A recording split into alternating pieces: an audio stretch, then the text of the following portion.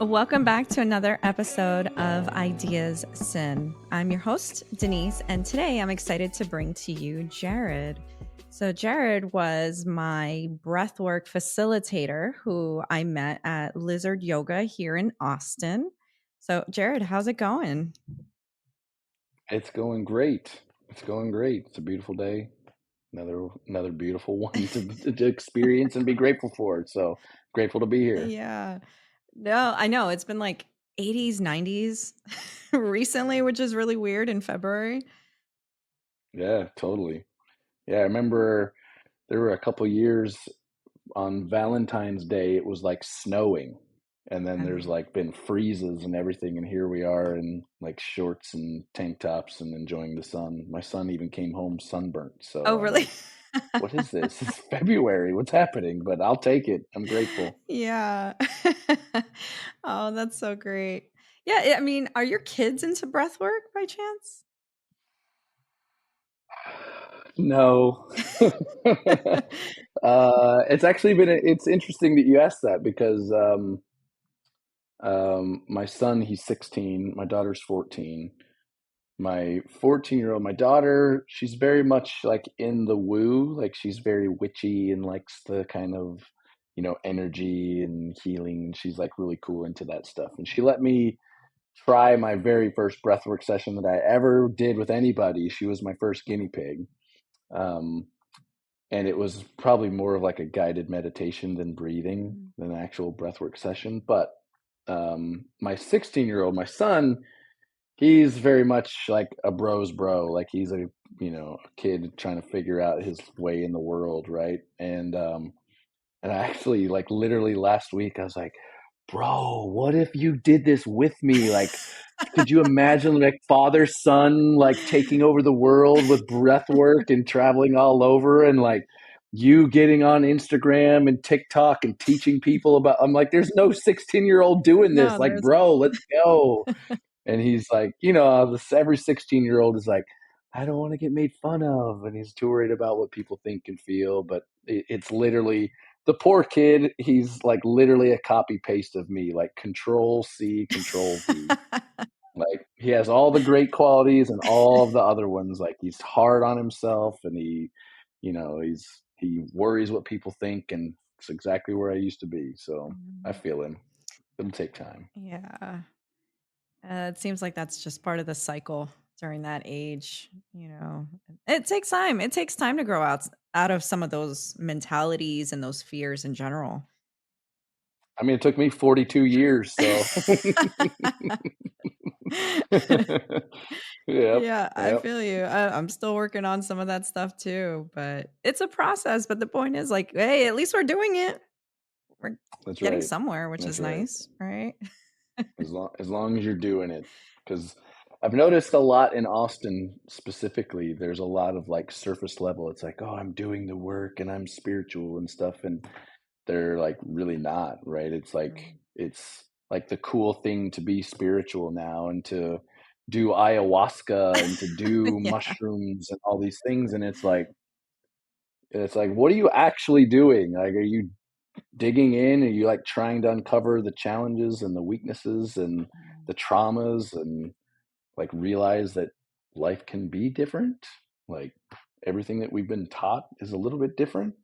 Maybe it's not all so accurate, but there's a lot of people that are doing the work, which is beautiful. And it's been cool to like be a part of the journey for some of these people too. So, Yeah. So the yeah. so the people that you've encountered that are just living the facade of being spiritual, like what do you think it is that they're going through? Like do you think that they even acknowledge like their own programming or what it is that they need to fix? Or do you think like, yeah, I don't know, like what's your opinion on that? No, I think that's a great question, and frankly, we could go make a bunch of phone calls and bring people on to the next Yeah, I know, podcast right? to ask them directly. But I think ultimately it's everybody likes what they're hearing, like society this and the man and the patriarchy and all these things of like all these labels, right? It's like really easy to like grab a hold of a label and hold on to it.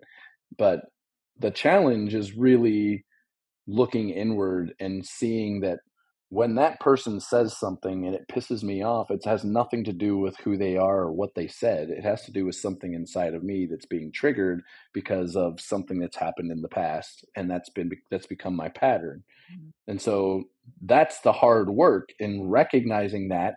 And that's what we do in breath work, is recognize it, feel the emotion, let the emotion go, and then realize, okay, I can actually come at this situation in a different way.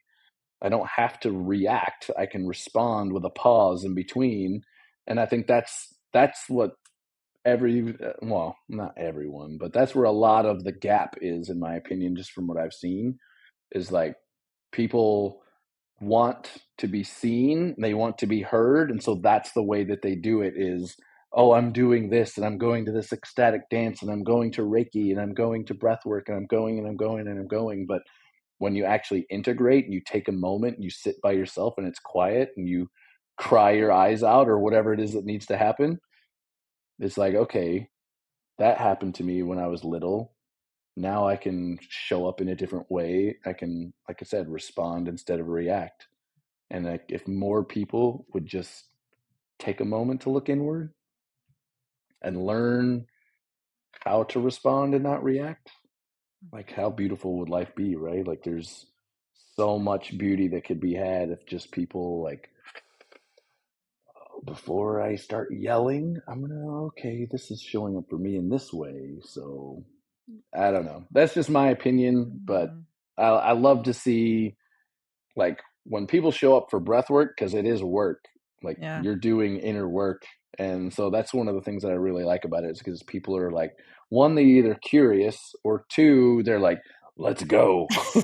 Right. Yeah. And so like they know that there's energy and there's traumas and stresses and all of these things that are stored in the body, and when you breathe you can let it go. And so that's what I love about breathwork specifically, is like, yeah, there's a handful of people that will show up and they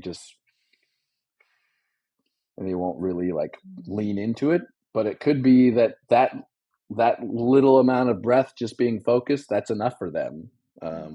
So it's there. I mean, there are always going to be people that are just going to show up for the sake of showing up, but I don't know. I feel like for those that show up to breathwork, typically they're like, let's do the work.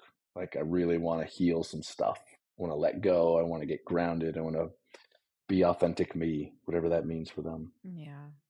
So, how often do you think a person has to go through the breathwork sessions in order to fully heal from whatever they're trying to heal from? Do you think that there's like a time frame for that? No, definitely not. I mean, I feel like the breath work is not climbing the mountain and getting to the top. It's breath work is the journey, because there's always going to be stuff that comes up, whether you are there for that specific intention or not. There's always something that will show up. Like I tell my sessions every single time, I'm like, look, let go of the judgment, because literally 100% of the time, if I do a 30 to 60-minute session where someone's facilitating for me, I cry like a baby every single time. Every single time. My mask is like completely wet. It's like, and it's okay. Yeah. Like there's no story, there's no explanation. But the more and more I've done it, the more and more grounded, the more and more calm, the more and more, less and less reactionary I've become. And it's just because like I learn more about who I am and what I'm capable of, and let go of like, the stories and the labels that have been put on me from, since childhood, where it's like, I don't have to act like this. I don't have to actually believe XYZ. I can just be authentic me. And that's ultimately my goal, is to help people uncover their authentic self and just shed all of the labels and stories and the limiting beliefs that keep them from being truly happy. So Mhm. Yeah. I feel like I go through those cycles too, where I'll do a breathwork session and I end up like crying, or other times I just feel relaxed and I'm just like, oh, Mhm. this is good. Like I can breathe again. Literally, like everybody's breathing, but it's like, are you really monitoring your breathing? I find that I Mhm. like now on a daily, I'll just start monitoring my breath and I'll start seeing like, okay, can I fully inhale in my stomach? Can I fully inhale in my chest? Okay, no, like I'm not. So I have to breathe a little more. For you, Yeah. what was the process of getting into breath work? Did you get into actually heal from things intentionally, or were you just like, "No, I'm just gonna try this thing." I was in I like, what got you into it? Oh man, it's been quite the journey. There's been a bunch of different stepping stones along the way. The very first thing that started all of it was a 12-year marriage that ended in divorce. And I was just devastated, like crushed. Like I thought everything was over. I thought life was going to be over. And in times, there were moments where I felt like it was going to be like, if anybody knows about I-35 in Austin, there was moments where I was driving on that freeway and had my hands on the wheel, and it was like so easy to just turn and go into oncoming traffic. Like how easy would it be? But my kids kept me alive.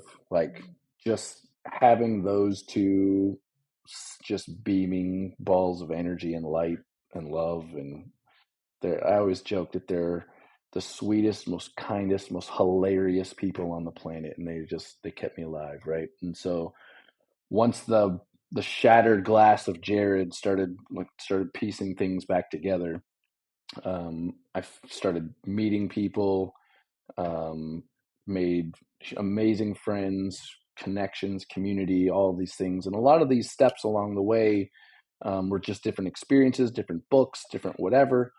And then at one point, one of my dear friends was just like, "Hey, I'm getting a download," and I was like, "Okay." And she's like, "No, no, no, this is like rare. Like this particular download is a little bit rare for me. So like, just take a minute. Like, just hold on." And I was like, "All right, whatever. Here we go." And she was like, "Just go check out Breathwork.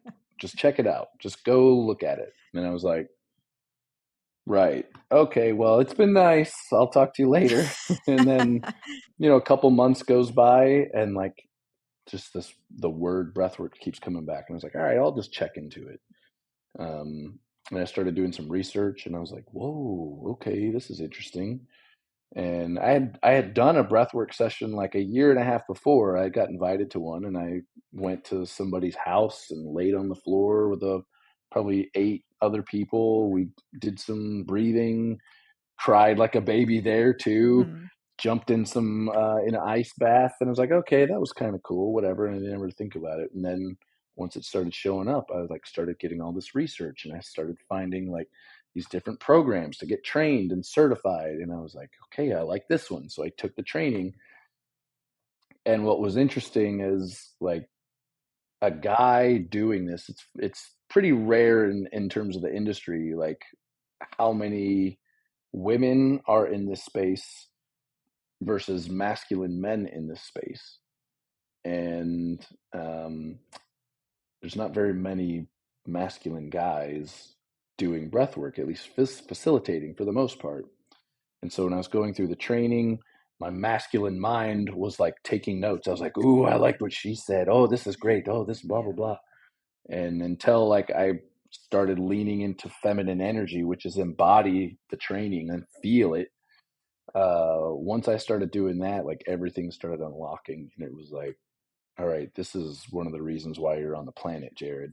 So I've just been like researching and learning and applying and tweaking and all these other things for what my session looks like and how I approach it, which is not so much completely titrate your way slow, ease your way, not quite so much that, and not quite so much the normal alpha male that's like screaming into microphones and yelling to try and get you to push and have this ethereal experience. It's like right in the middle. Yeah. It's like walking into a room, I can create some safety when people feel my energy, they feel like the care that I bring. So it doesn't have to be slow so much, and it doesn't have to be screaming and yelling. It can be a blend of Jared. So it's a long answer to your question. That's Somebody okay. told me to go look at it, and I was like, okay, whatever, let's go check it out. But interesting because you waited a few months for it. I mean, typically when people suggest things to you, do you take a few months, or was that just the timing that had No, happened? it's very much like masculine mind, Jared, like the logical brain of like I've got to like research and I've got to look at it and I've got to evaluate it and I've got to make a decision based off of what makes the most sense and the most ROI and the those types of things, Yeah. right? Like, am I wasting my time? Am I doing this? Am I like so? Oftentimes, I'll Mhm. evaluate like an idea or a purchase or an investment or whatever. So it just fit right in line with classic Jared. Mhm. And you're a generator too for human design. I know you guys like to Yep. I'm a manifesting Yep. generator, so I'll do like a quick amount of research and then I'm like, "Okay, let's go." Yeah. Yeah. I'm like, all right, give me all the information. All right, now let's go. Yeah, exactly. I mean, but that's even interesting too that you got into human design. Was that suggested by somebody else, or did you stumble upon that yourself? Um, I mean, just some friends started asking me, and they're like, "What are you? What's your human design?" I'm like, "I don't freaking know. What are you talking about? What is this?" Yeah. So it's just been like it's kind of been this evolving journey of like super religious, super corporate, super. These are all the things that you're supposed to do to like again just like completely breaking, cracking open, and starting over, and realizing like there's something inside of what was going on. Like here's what it was, but crack it open and here's really what's going on. So now I've just been building this new thing off of who my authentic me. So um I mean, I don't know. No, I I totally didn't get really it. get into human design. I just sort of like it's interesting to me. I know enough about it, but I've got friends, handful of friends that are like all deep in it, like they offer services around it. And when I found one of the things that one of these sessions that I did with one of my friends, she basically did the human design reading and had like some examples of like this is you. This is what you're dealing with. This is how you approach it. This is how people approach you. And I was like, okay, yep, yep, yep. And then I was like, no, that one doesn't really sink Mm, in. And then when I tried it, I tested it. And so one of the things in there was like, if you show up as your authentic self, then you become a magnet and people can feel safe to be able to show up as their authentic self as well. And I was like, no, that's whatever. mhm. But I tested it, and like people feel safe. They feel like they can be their authentic self, and that's part of the reason why I love doing the breath work. Yeah. Is if I have created a session with music and cueing and everything based off of what feels right, what resonates with me, it creates a safe space where people can start being their authentic self too. So I was like, okay, human design's Mm. cool. It's really cool. Everybody needs to know everything about who they are. Yeah. Yeah. Yeah. No, I really like that, you noted that of just being authentic allows other people to feel safe. That's something that I recently came upon talking to somebody as well, where it's like, yeah, when I feel confident in myself and I show up fully embodied as who I am creating a safe place. And that's such an interesting realization that you can be a safe place for somebody else, not just yourself. Mm. So, I mean, and that's obviously like really important when it comes to breath work because I'm sure that you've had sessions where some people are just completely breaking down or they don't even know what's going on with them. And they're just like, I'm assuming Yeah. anyway. But again, like you feel free to correct me on like what it's been like No, you're facilitating 100%. because that's a whole Yeah, no, thing. you're 100%. You're 100%. So so because breath work, as you intentionally breathe, it changes the oxygen and CO2 levels in your body, and your brain's like, what the heck's going on? And it eventually will activate the part of the brain where memories and emotions are stored. And so when people lean into it, they're like, I don't understand why I'm crying. It just doesn't make any sense. Or like why I'm getting angry or why I'm laughing or whatever. Because there's so many emotions that can show up. Um, but you're right. Like it's 100% about making sure people feel safe. Because if you don't feel safe in your body, you don't feel safe in the room, you don't feel safe with the people, then you're never going to open up. You're never going to share. You're never going to let go. And it's some of the things that I share with men specifically in like some of the coaching sessions that I do is like women, your partner, they want to feel safe. And that doesn't mean to go get shredded at the gym. That's part of it. They want to feel physically safe, but they want to feel safe to be able to be seen, to be heard, to be able to share who they are without you reacting, without you getting mad, without you flying off the handle or whatever, right? Mhm. And so in breath work, it regulates the nervous system so that it helps to release that bull crap that's stored inside so that you can breathe in those moments where you just need to just hold on a second, you know? And so it's definitely about safety. I mean, we all the time, like if you feel safe in the body, you feel safe to breathe, you feel safe to be, you'll feel safe to heal, and you'll feel safe to feel. Because that's the problem. Is like a lot of people don't even feel safe in their own body. Mhm. And so when they're just sitting at their desk, they're on constant anxiety, stress. They're constantly freaking out about, they're on high alert because something's going to go wrong because it's always gone wrong. So they've got to be ready for it. And so it's doing that work to feel safe in your own body first. Then you can start showing up in a safe way for men, women, partners, business partners, relationships, children, all of it, right? Like Mhm. now my kids actually feel safe to be able to come up to me and share like some very interesting conversations that I've had because they finally feel safe that dad's not going to fly off the handle and have a temper tantrum or whatever, right? Yeah. Yeah, that's interesting too, is how breath work can affect your relationships. I don't think that that's something that's ever really talked about or focused on because a lot of the breath work advertising that I've seen has always been like, yeah, you're focused on yourself, but some of the like the side effects of doing breath work is that yeah, it can actually change and improve your relationships. And so it's great to hear that you're able to connect with your kids in that way because it seems like there are folks out there who just have that disconnect with their kids and they just have no idea what to do.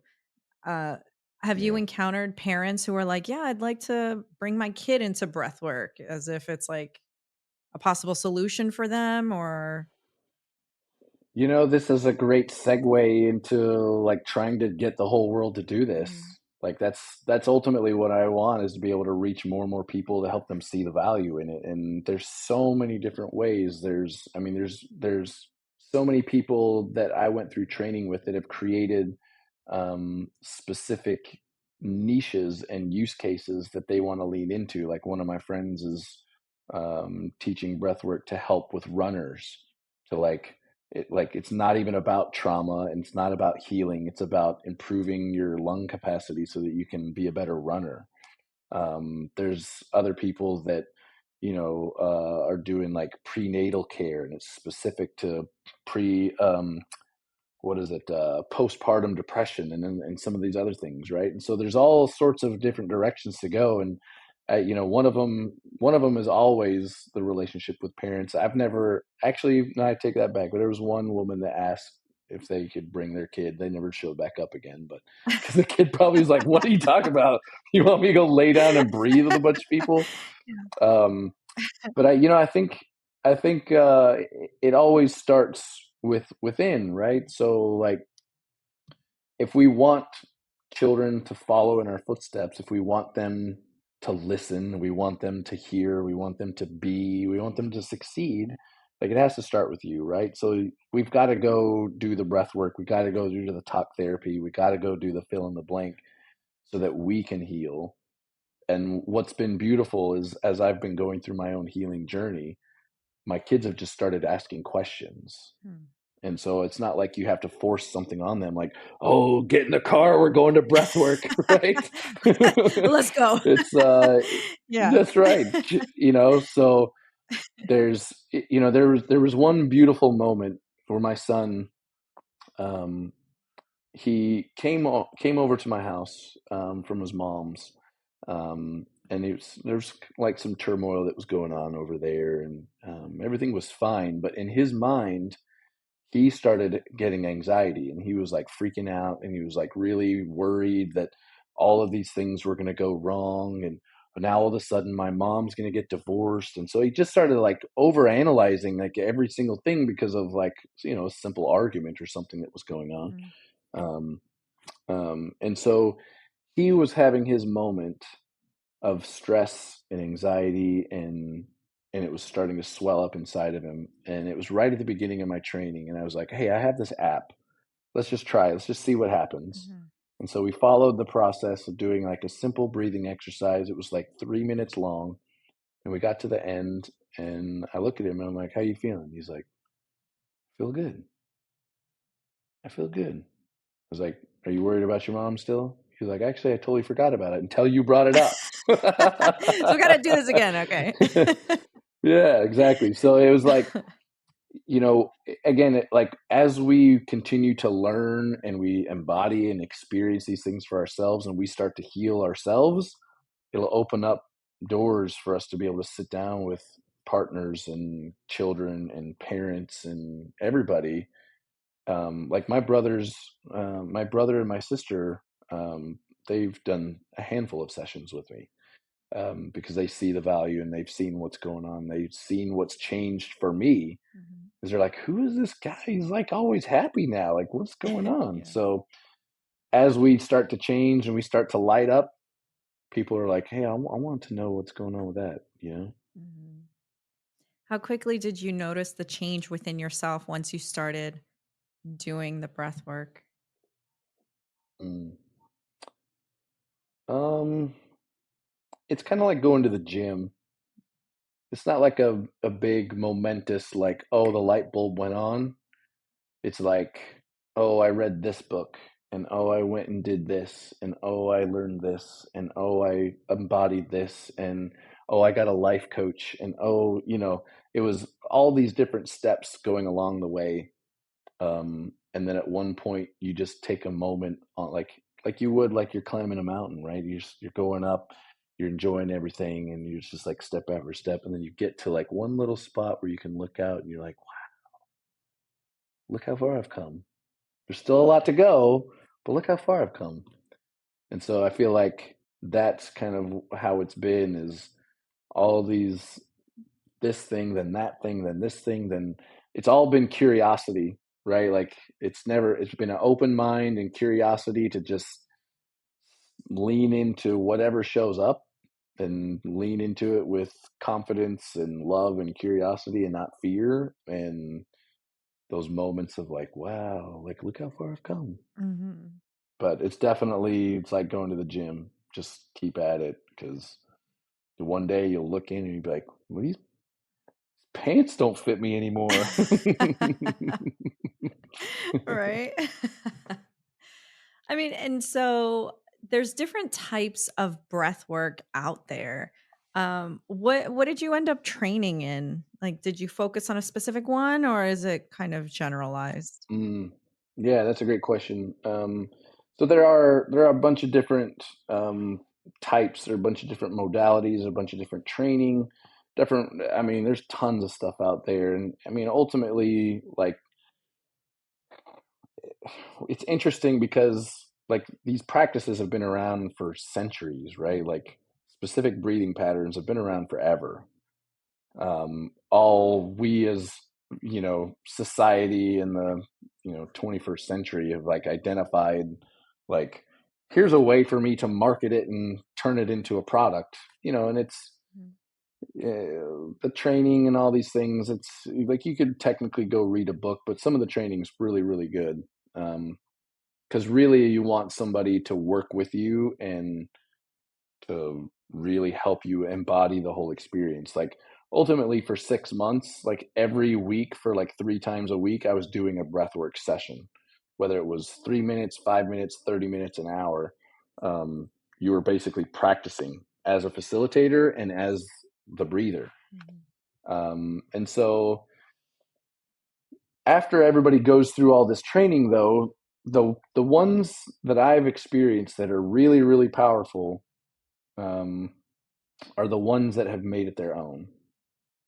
Like creating the safe space in whatever way that makes sense for them, whatever resonates with them.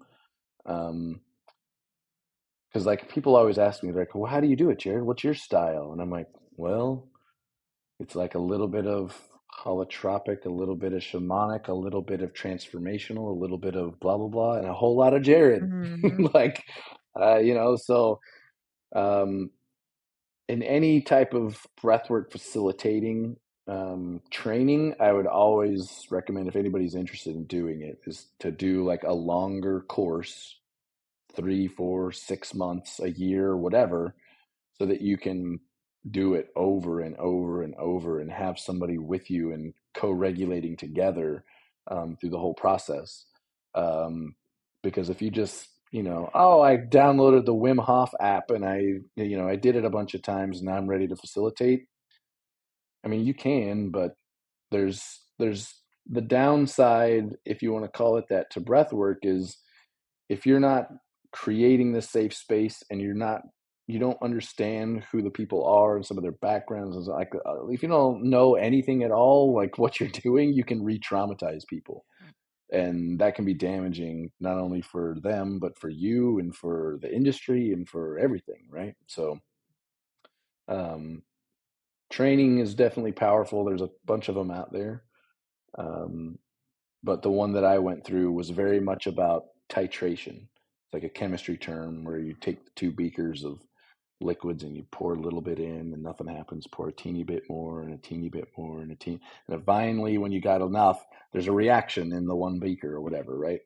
So it's like the visualization is like you get to the beach and you start walking into the ocean and you're up to your ankles and you're like, okay, this feels good. You're up to your shins. You're like, all right, this feels good. I'm up to my knees. All right, it's too cold. I'm done. I come out. So the titration approach is Yeah. like ease your way into it, right? And so that was how they trained. And then when I went out and experienced the alpha male, the masculine men that were doing this, it was like completely opposite. It was like, you can freaking do this, like push, you got this, whatever. And so I was like, that's not gonna work. Like, I mean, some people need that. Mhm. In some ways, some people need that extra push. Um, but I've seen a lot of people re-traumatized in those moments because it's really about, again, it's about feeling safe. It's about recognizing an emotion, feeling the emotion, letting it go, and then see if I can go back to specific moments in my life where that emotion may have shown up.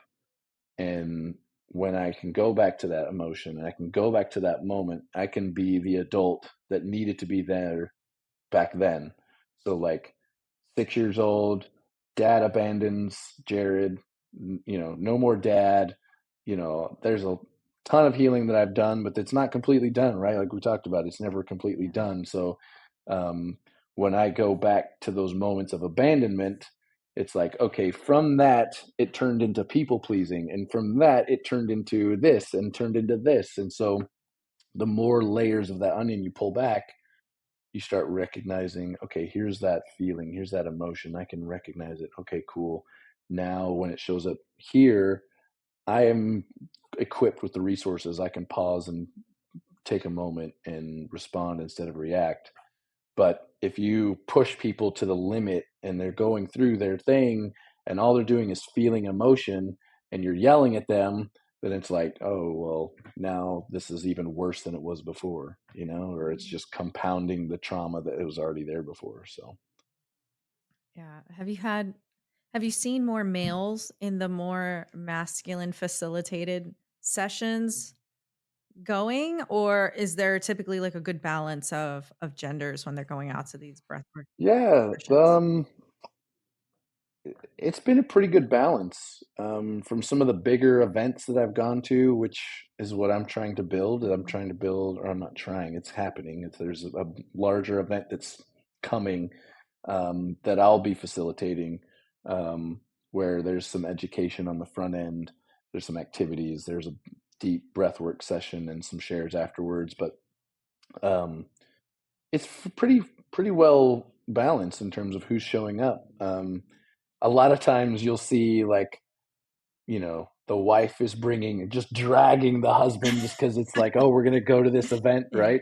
But it's beautiful when some of them will share some of their experiences, and it's been magical moments. So, and it's been really interesting in the yoga studio that I have been here in Austin doing twice a week, some sessions, and it's been pretty well, a lot of men, a lot of women. It's pretty balanced. Mhm. In terms of facilitating, um, there's tons. Like if you Google breathwork facilitator near me or whatever, or a remote session, I mean, you'll see thousands of women that are readily available to do a remote breathwork session with you. Mm. Well, there's not quite as many men for the most part. Yeah.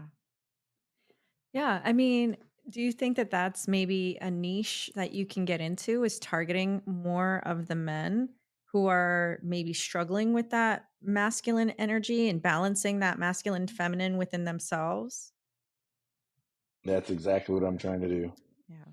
So, like, I reach out to, actually, I'm meeting with a local police department to do Mm, some breath work with them, as a freebie thing. Because if there's anybody that's got trauma and stress and anxiety, it's definitely yeah. the people that protect us. So, um, but yeah, there's like one of the, if you follow any of my stuff on Instagram, a lot of it has to do with that conversation about feminine and masculine energy. Because most guys are going to be like, feminine? No, no, no. There's no feminine here. We're good. It's all masculine, bro. There's Yeah. no tears. There's no, yeah, you know what I'm saying? So, um, helping people understand what feminine energy really is, and that's receive, it's compassion, it's love. Like you have some of that in you, Mhm, but if you can learn to balance more of it and start to feel more, because most men, they're terrified of feeling. mm, Like I play football with a bunch of different football leagues, just like fairly competitive adult flag, and like these guys, they're great guys, and I'm like, you should come to a session, man, come on. And they're like, nah, man, I've seen all those people on those videos crying, I'm not crying. And it's Yeah. like, man, because men are just so terrified of feeling, Mm, because like, and frankly, I don't know all the answers on why, other than stories and labels and what dad and grandpa and uncle and all them said, that if you are a real man, you're going to fill in the blank, mm, right? And so whatever story they've latched onto, they feel like, if and actually that's another side of the coin, is we as men need to better understand how to hold space and create safety. um, the same thing happens on the other side of the coin. So if men or women, whatever your partner, whatever your sex, whatever your relationship style is, like if you want your partner to feel safe and show up as their authentic self, and you want them to be, straightforward and real and all that, and if women want men to feel, they got to create that safe space for them. Because oftentimes it's the other way. It's like the guy needs to do it, the guy needs to provide the safety and the protection, the provider and all that stuff. But that one little bit where, if a man feels, is his partner going to support that emotion that shows up, or is it going to be like, the eye roll, or why are you crying, or why, like, Oh, if they yeah. don't feel safe to be able to feel an emotion, like, they're never going to, right? So whether it's in a breathwork session or whether it's just sitting down in a conversation one on one, like, men need to feel, and if they don't feel safe, they're not ever going to open up and share how they really feel with you. So be that safe space. Start with you. It always needs to start with you. Start within, right? And make sure that whoever it is that your partner, business partner, family, friends, whoever, like, help them feel safe, and you'll learn so much about these people. So Yeah. Yeah, even just defining what safe is for yourself is a journey in and of itself. Like just realizing mm, like what do I feel safe in? Like do I feel safe in my home? Do I feel safe doing this? Do I feel safe looking somebody in the eye? Do I feel safe looking myself in the eye in the mirror? Because that's an interesting exercise that I've used for my own like healing journey is just looking myself in the eye and like having conversations and like real real authentic talks with myself about certain things and really connecting and being able to say like yeah I love you, like how many people do you think like stand in front of a mirror and say, "Yeah, I love myself. Like I love the person that I'm looking at." yeah, not very many. Not very many. Even as I was going through my own journey, I read the book Love Yourself Like Your Life Depends on It. Mm. And that's one of the practices, as he says, is look in the mirror, say 10 times that I love you. And like really look into your eyes and like really like Look for the say it. But soul. it's freaking hard. Yeah. Yeah, exactly. It's really hard. So like what I actually did is I changed it, and I got a picture of me when I was really little, Uh-huh. and I put that up on the mirror because I can look at that little boy and say I love you to him all day long. But it's like that is me, but it's like I can do that there. It's way easier to do that, and so it's just a little bit of Yeah. that, creating a new groove, right? Creating a new pattern of like, I don't have to just look in the mirror and just have disdain and regret and frustration, but like I can look at him and like smile, and then it's like okay, and then gradually you ease your way into it. Like one of the practices that I do with people is like get that littlest picture from when you're like 7, Mm. put that one up first because you can easily love that kid, and then when you're like 15, do that one and have the conversation with him. And then when you're at 28 or whatever the numbers are, like there's a I call it the decades discussion. Mm. So you have a conversation with each decade, and it becomes a lot easier. Sometimes it gets a little more difficult, Yeah. but eventually you'll be able to look yourself in the eye and be like, "Yo, I really see who you are," and like because I've seen all of these other versions of you that just had another label put on, and we just got to strip it off. Another expectation, another story, another, whatever it is that you're holding on to, just let it go. Mhm. And it's eventually a little bit easier. That's what worked for me. Yeah. No, I like that. I like going through and taking those walks down memory lane. Like I love taking pictures. I have photo albums and I just got some when I went back home to visit family from storage.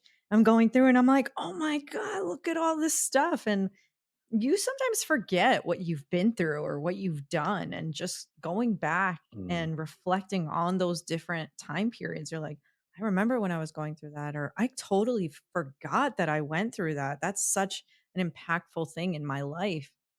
And sometimes you just open up doors that you never knew were even closed. You just discover so many yeah, things. yeah. No, that's true.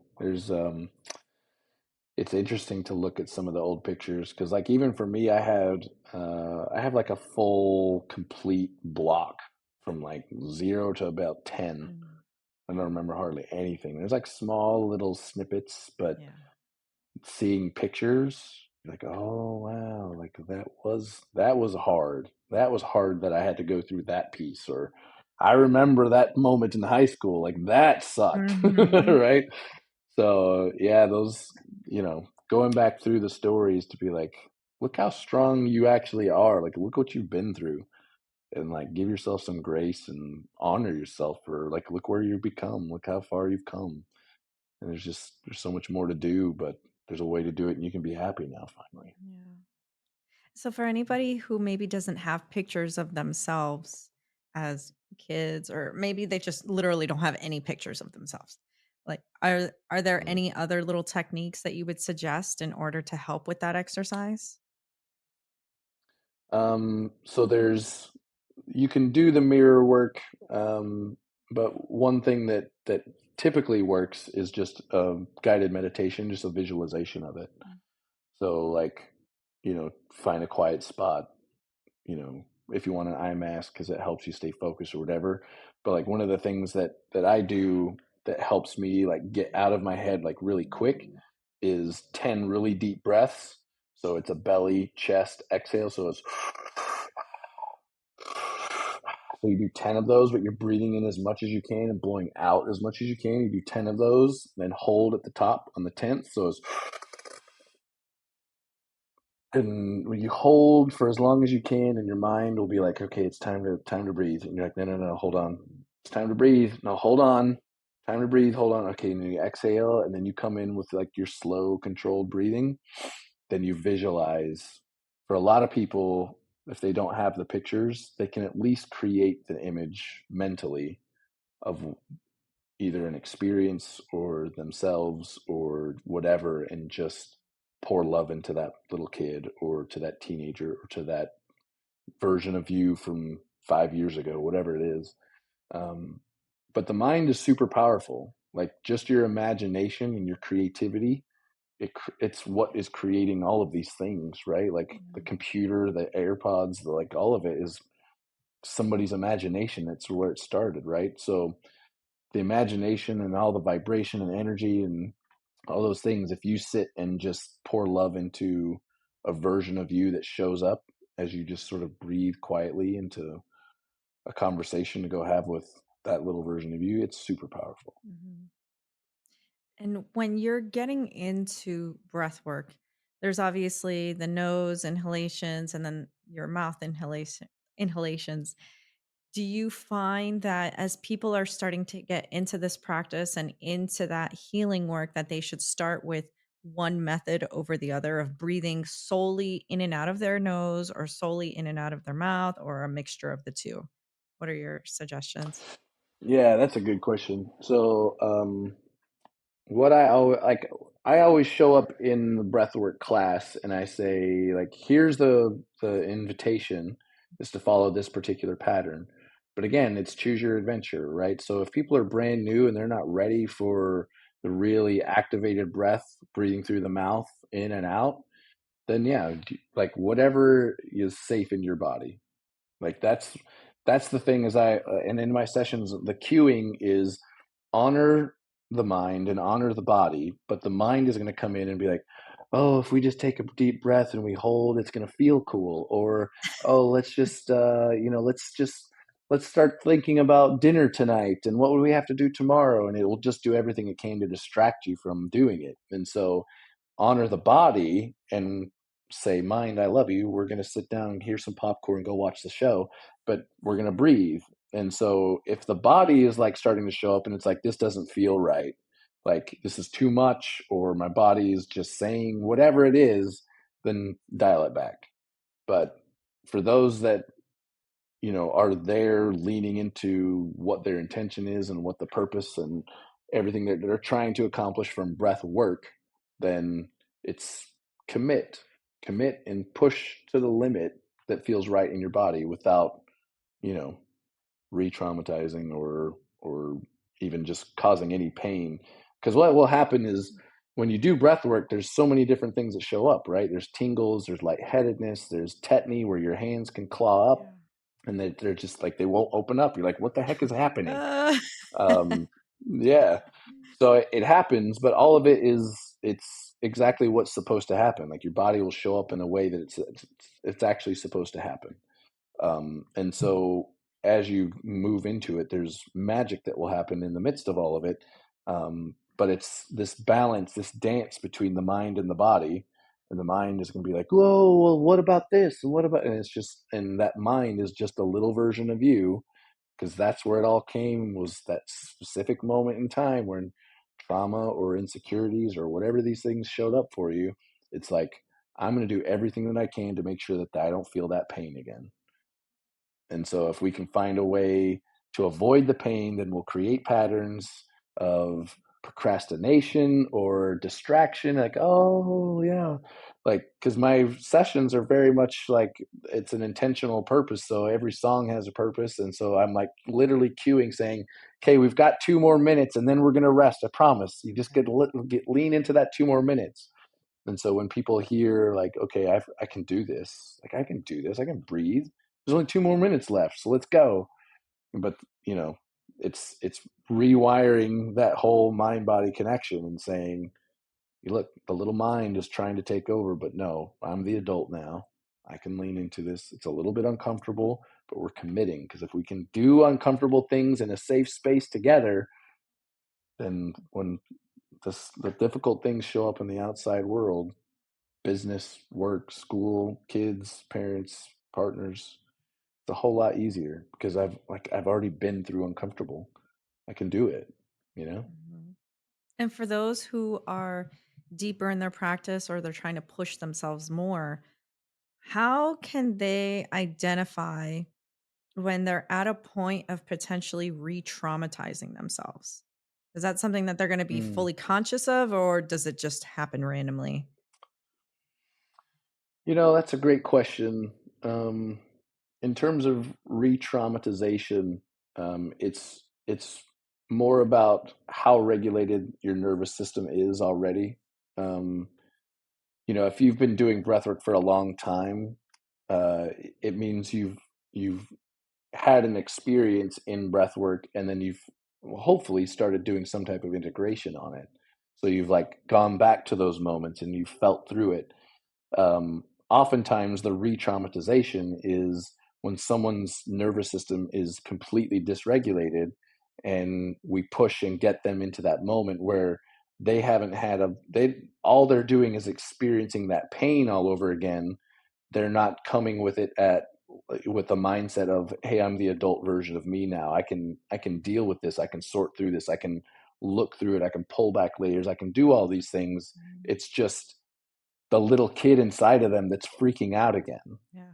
as opposed to, I'm the adult now that has the resources and the tools and the people and the safety to be able to sort through it.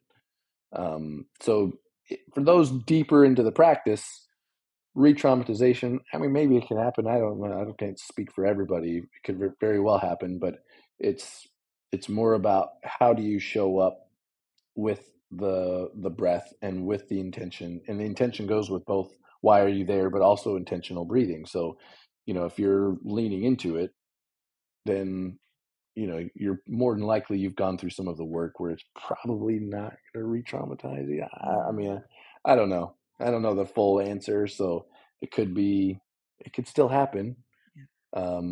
But typically, just from my own experience and from the stories that I've heard, is re-traumatization happens because nobody's ever done breathwork before. They're not doing any of the healing. They're just sort of there and testing it, or the wife dragged the husband to come to the I session or wasn't whatever, ready for right? this.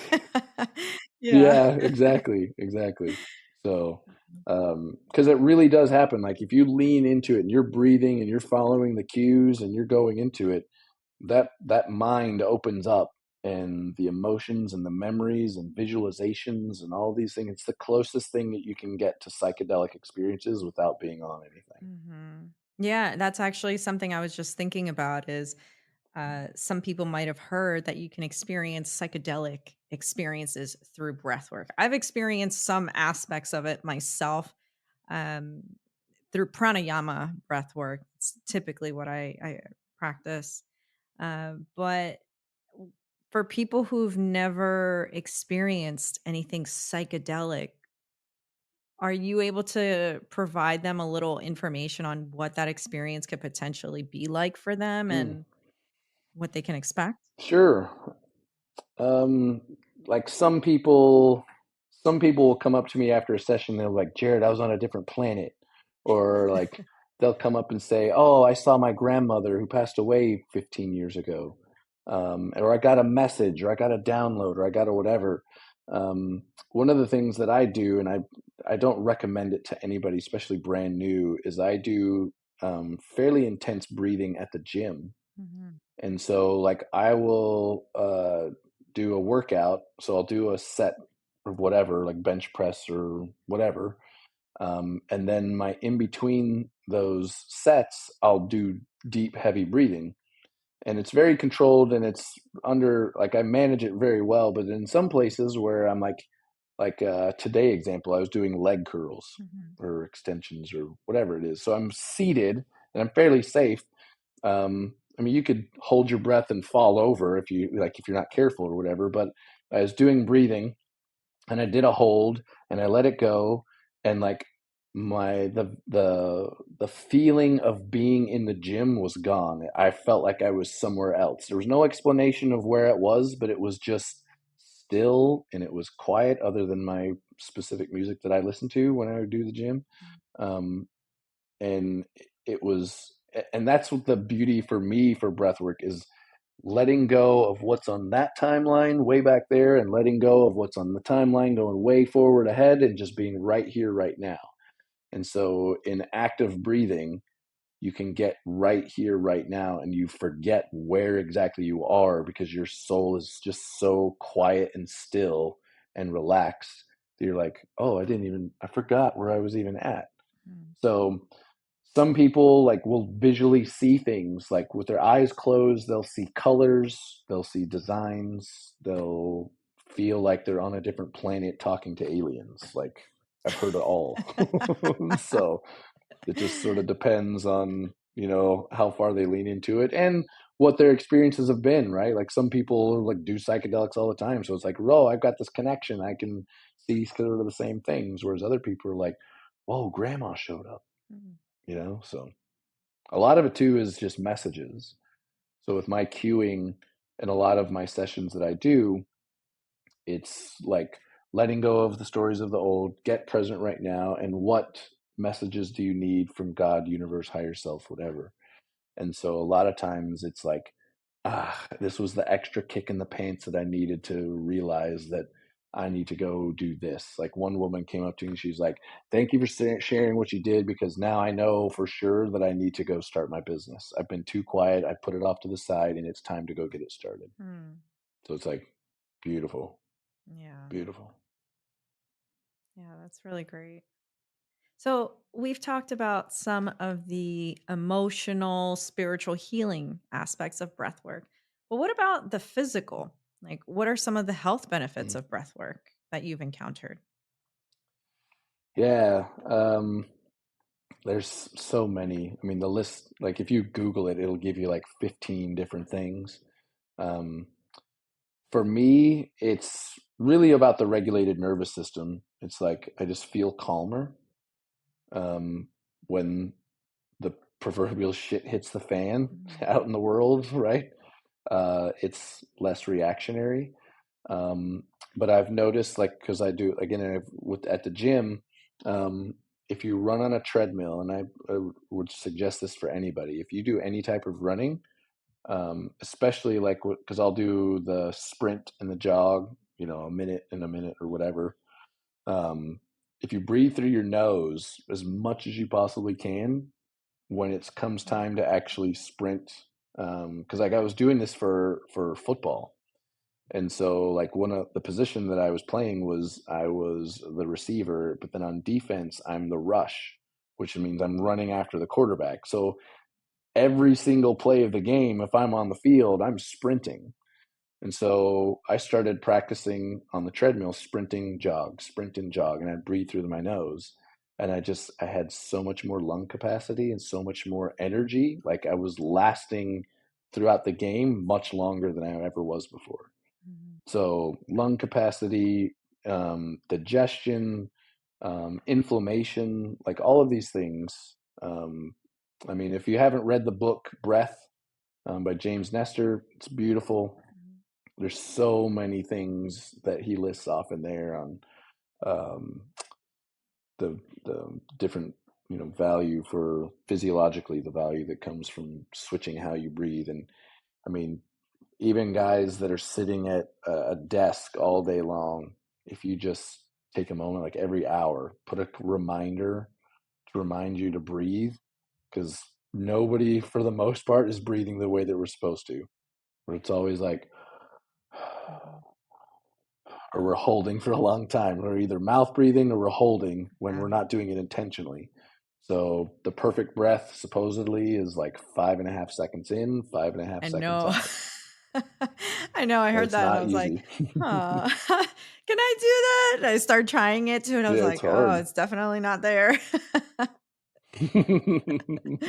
Yeah, I can get about 4.5, maybe five for a decent amount of time, but it's not natural, right? Yeah. Yeah, another thing I noticed when I focus on my breathing or my breath work is my heart rate. Like, I'll focus on that and I'm like, "Okay, what can I do to like lower my heart rate intentionally?" And I just try to experiment with that to see how it works. And I mean, during like guided breathwork sessions, like my heart rate will drop to a level where I'm like sleeping, for example, versus something higher. Mm, But it's interesting that yeah, there are practitioners out there that can actively just be like, all right, well, I'm just going to shut my system down and like take it yeah. down a few notches. Have you ever done anything like that? No, I have not. I've heard the stories of guys being able to, you know, increase their heart rate and decrease it and all these things. I'm like, that's really cool, but I haven't gotten there yet. Not quite the expert just yet. Yeah. Yeah. Yeah, No, but that's okay. I mean, I yeah, feel like there's so much to learn in that practice in and of itself. Like, how are you breathing? And even nostril breathing, like switching back and forth, like, and the effects of that. yeah, Like, there's so many different types of breathwork methods and how you do it, how your body responds. And yeah, yeah. there's I so mean, much. ultimately, it simply comes down to just being intentional with your breath. Mhm. Instead of just breathing to stay alive, you can breathe to thrive. So if you're intentional, it doesn't matter if you're going in one nostril, out the other, if you're doing three-part breath, if you're doing Wim Hof methods, you're doing whatever. Like if you're just being intentional with your breath, it'll start to work, in so many different ways, physiologically, emotionally, spiritually, all of it. Mhm. And so for, Just being intentional. yeah. And so for you, you mentioned that you would also do like ice baths or a cold plunge with that. How does that affect you after you've done your breathwork session? Um, so for me, the ice bath is a psychological game of just leaning into more uncomfortable, right? Like holding your breath in a breathwork session and pushing to the limit to hold as long as you can. To me, that's why I do this, is to rewire that mind body connection where it's like, hey, I can do hard things. I can show, and like I ask people, do you think holding your breath is hard? Nah, all right, let's Mhm. play. So like Yeah. most people don't even think that holding your breath is hard, but holding it for like after you've been doing a lot of breathing and your diaphragm's going bugga bugga bugga bugga bugga bugga, like it's time to breathe, and Mhm. so it's hard, right? And so for me, it's sitting in a sauna to where it's uncomfortable, or jumping into an ice plunge and laying in that water and just feeling like this is absolutely miserable. This is, what am I doing?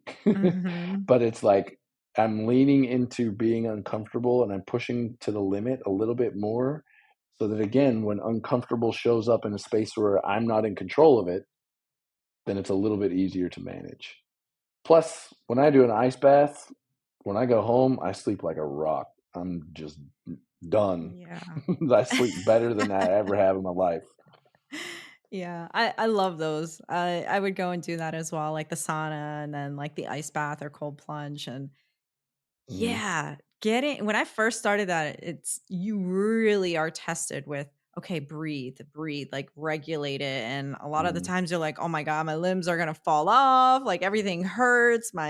It's like such an intense, like prickly sensation. And it is all a mental game, but it's really I enjoy it because it forces me to focus on my breath, to be like, in and out. Okay, I got this. And then eventually I get to a point where I just Hmm. start to try to distract myself with other things like, oh, look at that tree. Wow, look at the leaves. Look at this. And then and you distract your brain from what it is that you're going through, and then it allows you to just be there longer. It's just getting curious about Hmm. something else. That I found that that's been helping me as I get back into it, because every once in a while I'll take breaks and I'm like, okay, I'm not going to do this, or yeah, I'm back into it now, Yeah. but oh man, like how can I improve this? How can I try to stay in here and Yeah. like challenge myself enough without overwhelming my body?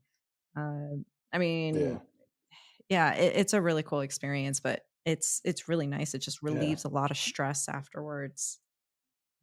Totally. Yeah. Totally. It's about getting present. Now, the one challenge that I would invite you is to do it without the distraction, because that is a pattern that we tend to do, is like when the hard things show up, then I'm just Yeah. going to, oh, I'm just going to distract myself. But Yeah. one of the things that has worked for me is music. Hmm.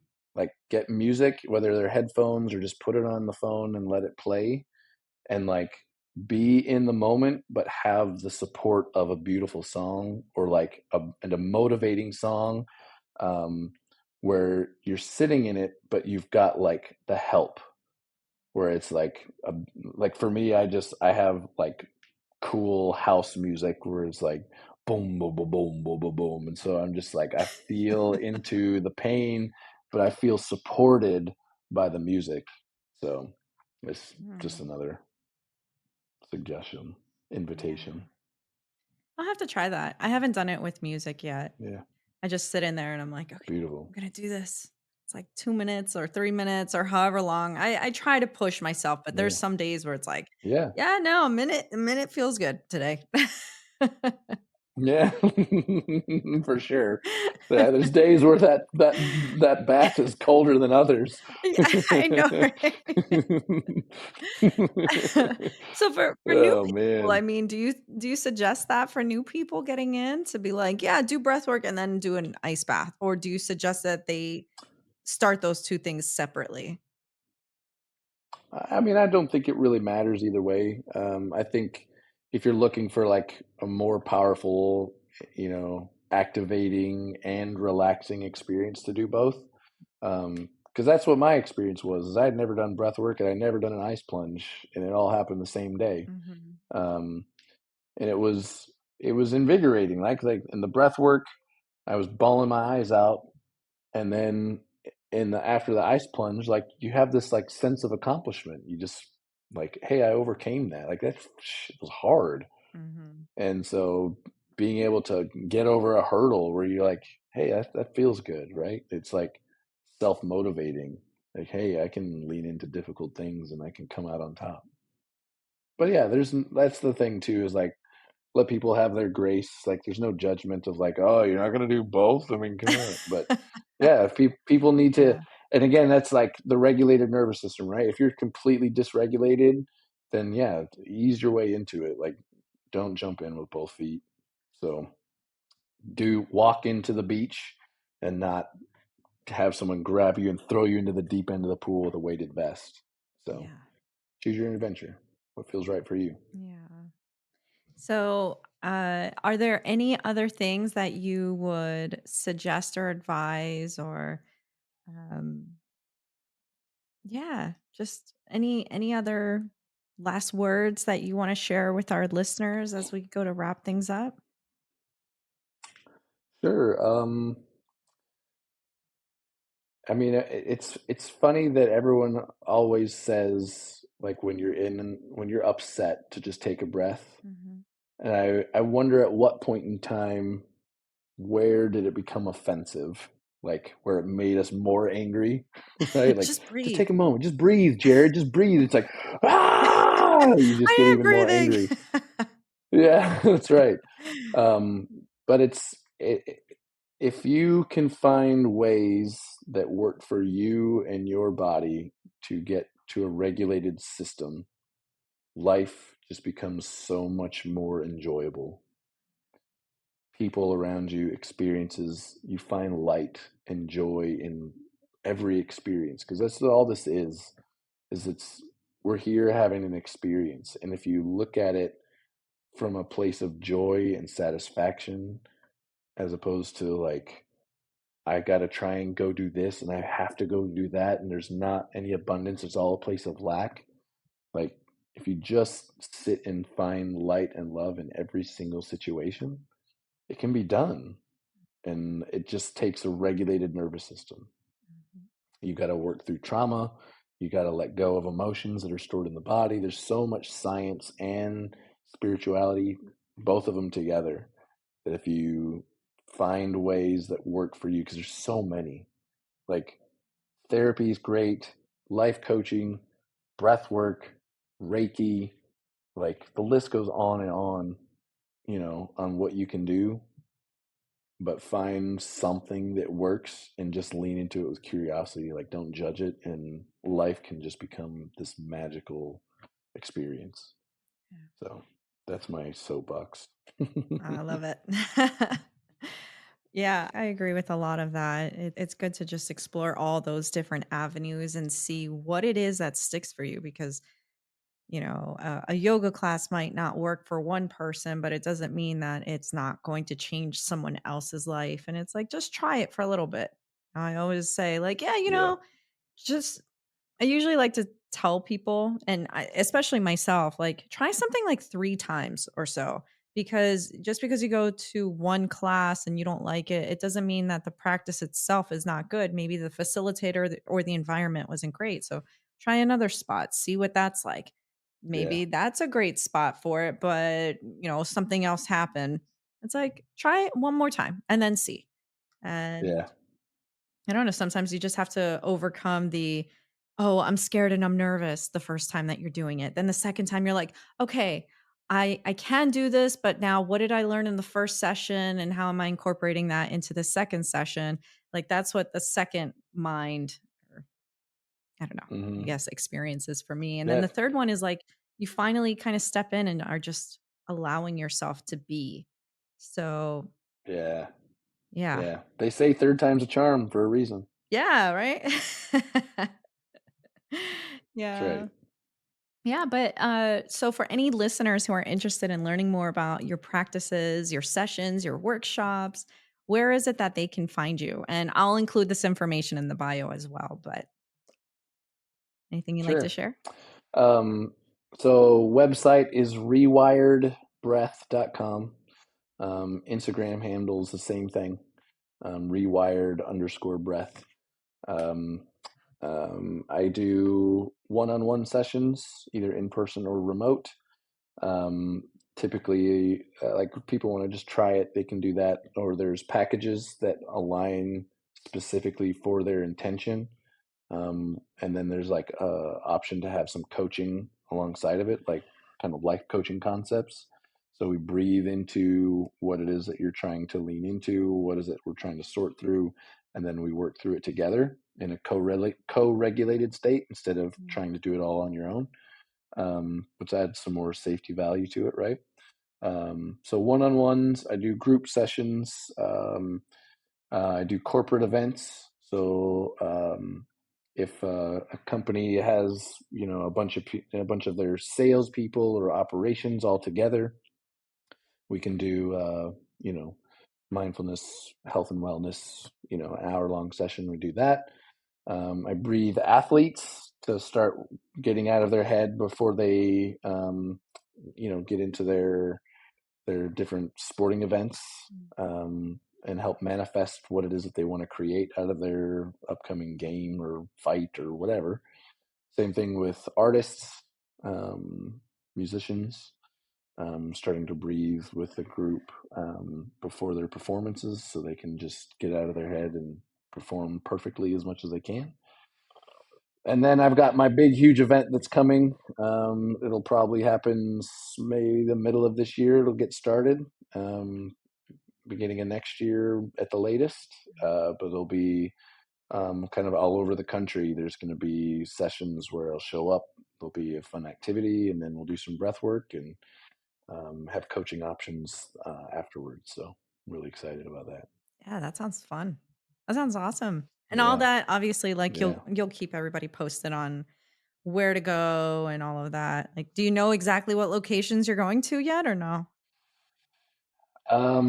There's a handful. I know Portland and Denver and New York are probably the first ones that we'll start off with in LA. Um, but it's basically a hand selected crew of mine that I went through training with. Mhm. So they've been gone through the trauma informed breathwork training, and so it'll be to help support their local area as well. So their Mhm. business, trying to promote their business at the same time. So That's great. Yeah, I'm glad you guys are doing yeah. that. I think that's important. We need more facilitators to go around. And obviously, for any listeners who are interested in breath work, feel free to check out Jared's website, his Instagram, check out the workshops. Uh, Take a moment to read or listen to the breath book as well. I did the audio book and I really liked it. I learned a lot. Uh, yeah, I didn't realize that it can affect your neck and your jaw and everything. Like your physiological state, how you breathe really affects like your overall being. So, take a moment to just breathe, people. Don't let the negativity take your breath away and just take a moment to explore something new, especially something so innate and biological within us. Like we forget to breathe and focus on how it is that we're breathing. So I think this is a very important one for people to focus on. So I hope you learned some stuff today. And Jared, I want to thank you so much for joining me on this session. I really loved hearing your background and hearing all of your stories. So I appreciate your time today. No, thank you. It's been a joy. I really appreciate it. Yeah. Yeah. I'll have to go to one of your classes again because I know it's been a while. I can't wait. Third time's a I charm. know, right? All right. That'll be great. Yeah, that would be. And for our listeners, thank you all so much again for your time. Feel free to check out the information in the bio. And until next time, talk to y'all soon.